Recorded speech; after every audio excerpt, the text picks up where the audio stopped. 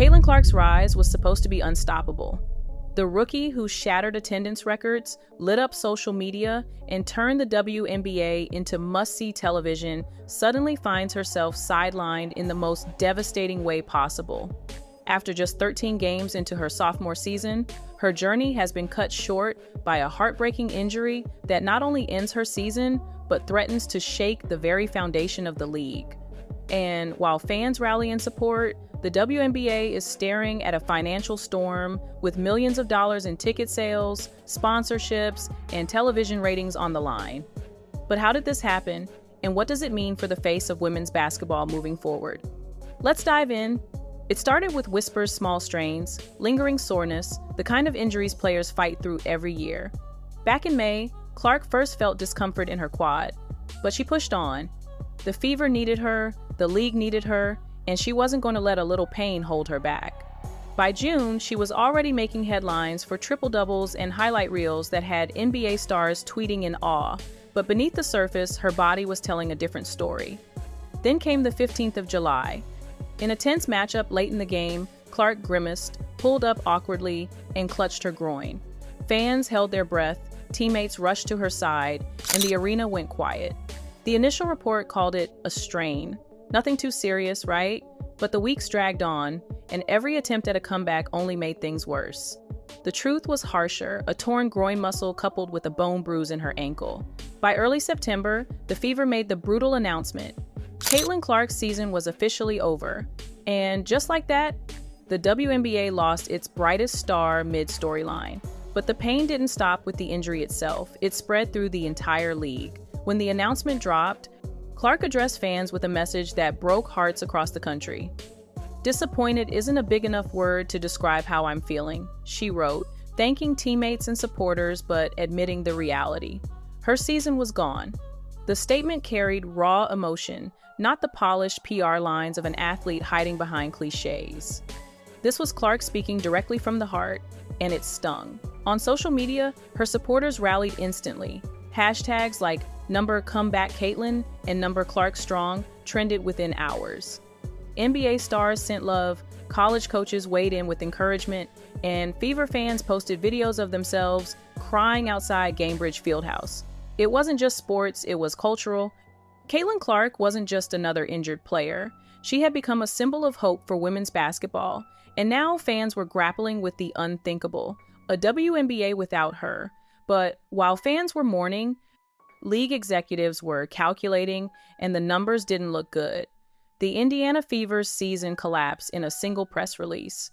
With Clark on the floor, playoff hopes were alive, ticket sales were booming, and merchandise flew off shelves. Without her, odds makers instantly slashed the team's chances of making the finals. Attendance projections dipped, and across the league, television partners braced for a rating slump. Remember, Clark wasn't just lifting her team, she was carrying the WNBA itself. Networks used her highlights to advertise primetime slots. Sponsors lined up behind her name, not just the Fevers. Fans who had never tuned into women's basketball were buying jerseys with Clark across the back. And now, all of that momentum hit a wall. For the WNBA, this wasn't just a basketball loss, it was a financial disaster. Millions in potential revenue evaporated overnight.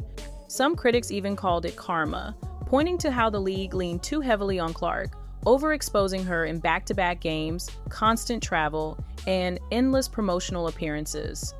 Was her body simply worn down by the weight of expectations? And if the league didn't protect her, who would? That's when the legend stepped in.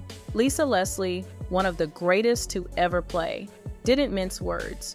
Weeks before the official shutdown, she told reporters, "The Fever should shut Caitlin down. These injuries don't just go away.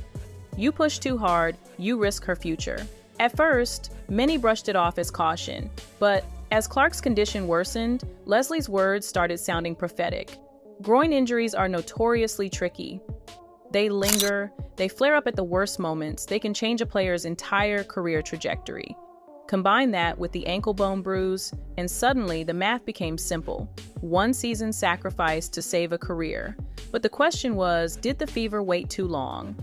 Did the league milk every last ounce of her star power before finally admitting she needed rest? Those questions now hang in the air. casting shadows over every decision the WNBA makes moving forward. And for Clark herself, the setback raises a bigger question: what does this mean for her legacy? Clark was supposed to dominate her sophomore season. The highlight reels, the buzzer beaters, the records fans expected nothing less. Instead, her story now reads like a cautionary tale. In just 13 games, she delivered sparks of brilliance, but the narrative has shifted to what could have been. Yet, here's the truth. Legacies aren't built on smooth rides. They're built on comebacks. Michael Jordan missed almost an entire season with a broken foot. Kobe Bryant tore his Achilles and fought his way back. Caitlin Clark now joins that lineage of athletes tested by pain before greatness. If she returns stronger in 2026, this injury won't define her, it will refine her. For the WNBA, her absence is a double-edged sword. On one side, they lose their biggest attraction. On the other, they gain a redemption storyline that could pull in even more eyes when she returns. If the league plays it right, Caitlin's comeback could be the biggest event in women's sports history. What this injury really reveals is just how fragile the WNBA's new success island. A single player carried the weight of ticket sales, sponsorships, and television deals. That's not sustainable. This moment should be a wake-up call. The league must build stars beyond Clark Angel Reese, Paige Buchers, and others waiting in the wings. Because if one injury can derail momentum, the foundation isn't strong enough. Still, the story isn't over. Clark's injury may have ended her season, but it didn't end her impact. The heartbreak only deepened fans' connection to her. When she returns, every camera will be pointed at her, every arena will sell out, and every sponsor will fight to be part of the comeback. And when that day comes, the WNBA may not just recover, it could explode. Caitlin Clark's heartbreaking injury wasn't just a personal loss, it was a league-wide shockwave. The Fever season crumbled, the WNBA's revenue took a hit, and fans were left wondering how something so bright could be dimmed so quickly. But this isn't the end of Caitlin Clark. It's the start of a comeback story bigger than anyone imagined. She's already proven she can carry the game. Now she'll prove she can carry its weight after falling. And when she returns, the league better be ready, because Caitlin Clark won't just play for points, she'll play for redemption. And that's the kind of story that turns heartbreak into history. When Caitlin Clark went down, it wasn't just the Fever's locker room that felt the hit, it was boardrooms across the country. Ticket resellers reported an immediate drop in demand for Fever games. Networks that had scheduled Clark-heavy primetime slots started scrambling to adjust coverage. And sponsors who had tied their branding directly to Clark's face suddenly had to pivot campaigns overnight. Some analysts estimate that the WNBA stands to lose tens of millions in revenue because of her absence. Jersey sales slowed, television viewership projections were cut, and even playoff hype took a nosedive without Clark leading the charge. This wasn't just about one athlete's season, it was about the league's business model being built around a single star. And now, that fragile foundation had cracked. But as the financial toll mounted, questions turned to blame. Behind the heartbreak lies a harder truth. Was Caitlin Clark overworked? In just her first 2 seasons, she was marketed as the league's savior, appearing in non-stop commercials, interviews, and national promotions, sometimes traveling city to city without real recovery time. Fans began to question whether the WNBA, desperate for attention, leaned too heavily on her star power, without considering the toll on her body. Critics pointed to the brutal schedule, the physical style of play from veterans targeting her, and the pressure of carrying a franchise at just 23 years old. Lisa Leslie's warning about shutting her down suddenly looked less like advice and more like prophecy ignored. And now, the cost was clear. Clark's health was sacrificed at the altar of short-term gain.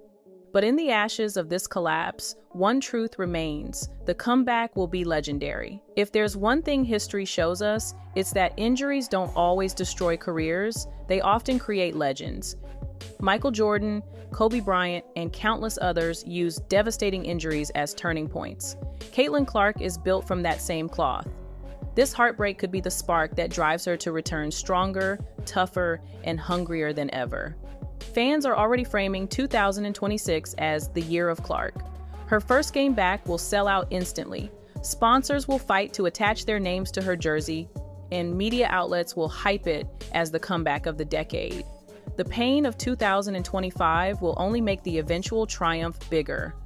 For now, the WNBA loses millions, but when Caitlin Clark steps back onto the court, the league won't just recover, it will explode into a new era of women's basketball dominance. Caitlin Clark's heartbreaking injury wasn't just a season-ending setback, it was a league-altering moment.